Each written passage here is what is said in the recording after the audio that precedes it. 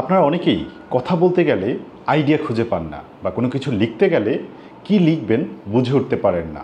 Specially যারা content ক্রিয়েশনে আছেন তাদের কন্টেন্ট রাইট করতে হয়, কন্টেন্টের স্ক্রিপ্ট তৈরি করতে হয়।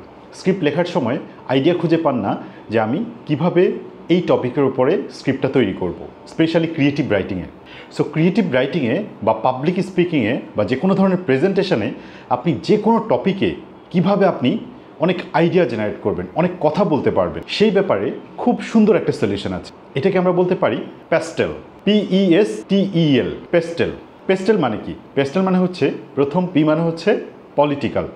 আপনি যেই টপিকে কথা বলেন সেই টপিকের উপরে পলিটিক্যাল কোনো প্রভাব আছে কিনা ওই অ্যাঙ্গেলটাতে কথা বলতে পারেন।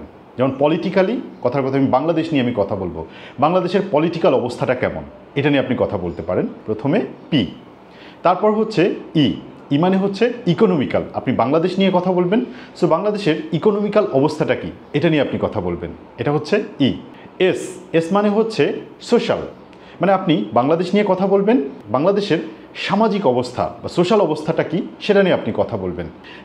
টি মানে হচ্ছে টেকনোলজিক্যাল, আপনি যেই টপিকে কথা বলবেন সেটার টেকনোলজিক্যাল প্রভাব কেমন বা টেকনোলজি নিয়ে সেই ব্যাপারে আপনি কথা বলেন। যেমন বাংলাদেশের টেকনোলজির সার্বিক অবস্থা কী, ফিউচার কী বা বর্তমান সিচুয়েশন কী, এর আগে অবস্থা কেমন ছিল, এটা নিয়ে কথা বলতে পারেন। এখন বাকি আছে ই মানে হচ্ছে এনভায়রনমেন্টাল, আপনি বাংলাদেশ নিয়ে কথা বলেন, বাংলাদেশের এনভায়রনমেন্ট নিয়ে কথা বলতে পারেন। এরপরে বাকি আছে এল মানে হচ্ছে ল বা লিগাল, আইনগত বিষয়গুলো নিয়ে আপনি কথা বলেন।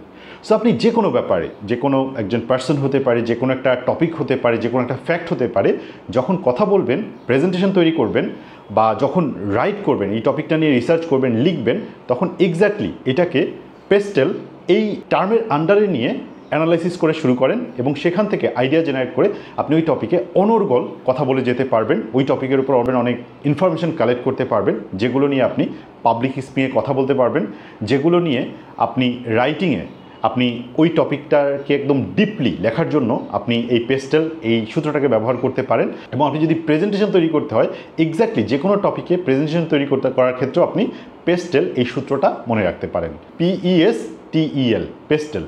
সো আশা করি যে কোনো টপিকে আপনি অনর্গল কথা বলতে পারবেন, প্রেজেন্টেশন দিতে পারবেন, আপনি ওই টপিকের ওপরে যে কোনো ধরনের ক্রিয়েটিভ রাইটিং আপনি এখন থেকে লিখতে পারবেন।